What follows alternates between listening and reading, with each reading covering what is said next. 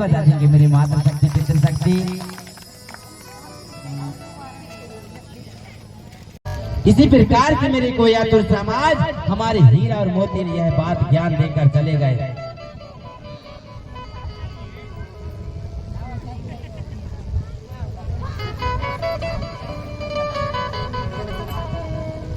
आज के बाद हमको मूर्ति को सेवा नहीं करना चाहिए, प्रकृति की सेवा करना चाहिए, सास ससुर की सेवा करना चाहिए और माता पिता की सेवा करना चाहिए और अपने बेटा बेटियों का अच्छा संस्कार दिलाना चाहिए। व्यर्थ पैसा कहीं भी दान नहीं देना चाहिए। इसमें हमारी आस्था खत्म होती है और रास्ता भी खत्म होती है। जब आस्था खत्म हो जाती है तो रास्ता भी खत्म हो जाती है, फिर तुम भूखे रहते हो, तुमको नाश्ता भी खत्म हो जाती है। जोरदार ताली बजाना पड़ेगा।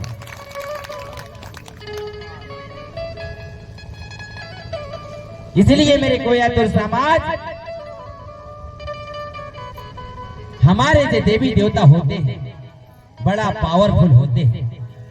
जैसे एक तरफ मिट्टी की मूर्ति लाकर बड़ा टेंट से अंदर उसकी लुकाया जाता है। देवी देवता कभी लुकते नहीं है और जो मिट्टी के हम लोग आकृति बनाकर लाते हैं उसे बड़ा सुरक्षित रखते हैं, इतना हिफाजत करते हैं जितनी अपनी पत्नी को भी पैर नहीं दावत हो, इतनी सेवा करते हैं। और ये बात तो ये दिखती है आप उस मूर्ति के आगे अंधविश्वास। मुझे ये बताइए, नौ दुर्गा कौन कौन मानते हैं? उपास रहते हैं नौ दुर्गा काय के नाम से? नौ दुर्गा किसे कहते हैं? मतलब नौ ठैया माटी की मूर्ति, उसे ऐसे सोचते होंगे। नौ दुर्गा यानी 9 दिन तक उपास, एक के बाद में फिर चालू खाना पीना। तो 9 दिन काज का खिलाना है और तड़पा रहा है, वो दाना कोस रहा है। 9 दिन के लिए क्यों छोड़े? कारण क्या है? इसका क्या फल मिलता है? नौ दुर्गा क्यों कहा जाता है? इसमें क्या है? क्या कहते हैं गुरुजी? बुहारी। क्या फर्क है इसमें? उपास रहने का हमारा क्या महत्व है? तो फिर उपास क्यों? 9 दिन के लिए आपने दाना को कितना कोसा, कोसे के सम्मान समझ लीजिए। दाना को आप पूछते नहीं 9 दिन तक, क्योंकि आपका ध्यान लगा है दुकान में। फरार आएगी दूसरी चीज में, तो अरे में दाना खा खा कर रोजों का त्याग है। आकर तुम खाना खा ही रहे हो, खाते थे क्योंकि तुम्हारी जो सेटिंग है वो हम सब समझ रहे हैं। क्यों? तुम्हारे पास धरा हुआ खजाना वो धरा नहीं जा रहा है, इसलिए बाहर जा रहा है निकाल निकाल के। अगर उपास रहना है तो घर के पैसा भी बर्बाद नहीं करना चाहिए। एक बात ध्यान रखना, ये कभी सफल नहीं होगी। हमारा शरीर उस धन लक्ष्मी को त्याग कर हम दूसरी लक्ष्मी तो दे रहे थे। क्यों ऐसा?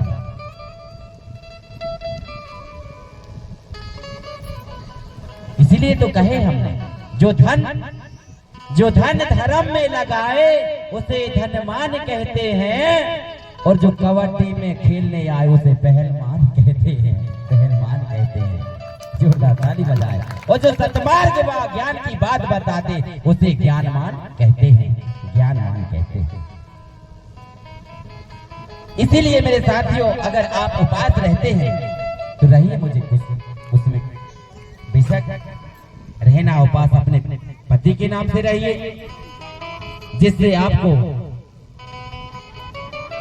इतना सेवा कीजिए आप अपने पति की, तुम्हारी 300 की साड़ी लाद हो, 1000 की साड़ी भी ला के है तो ला है। ये पक्की बात है। ट्राई करते हैं घर में, इसलिए बता रहे हैं।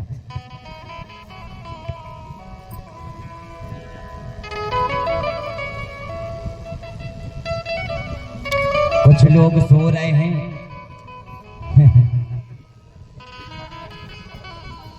कुछ लोग गुस्सा में रो रहे हैं कि जे गुरुजी आ गए क्या बता के हमारे गांव में बो रहे हैं।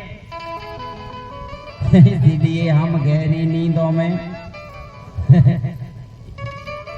अरे जागो मेरे कोयातुर समाज, सोना नहीं है। इस दुनिया पर हम लोग आए हैं, हमें कुछ अच्छा करना होगा।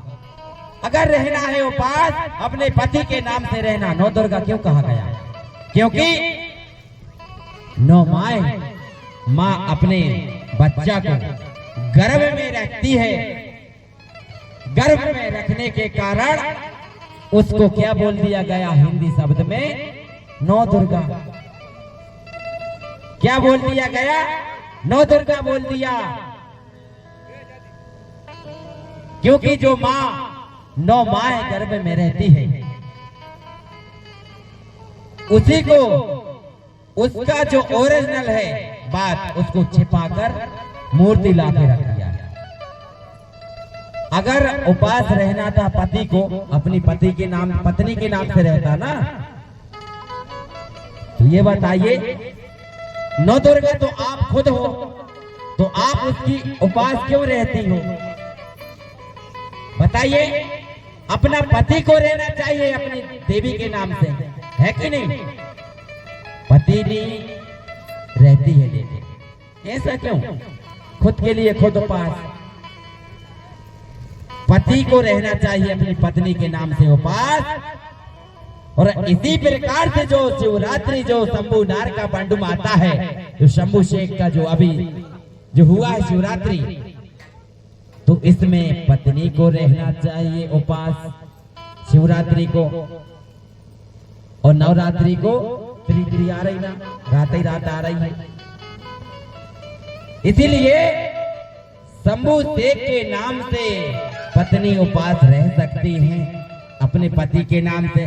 और नवरात्रि आने माँ खेरोदाई का रूप ले लिए, उसी को 9 दिन तक अपने गांव में जवारें बोकर खेरेदाई में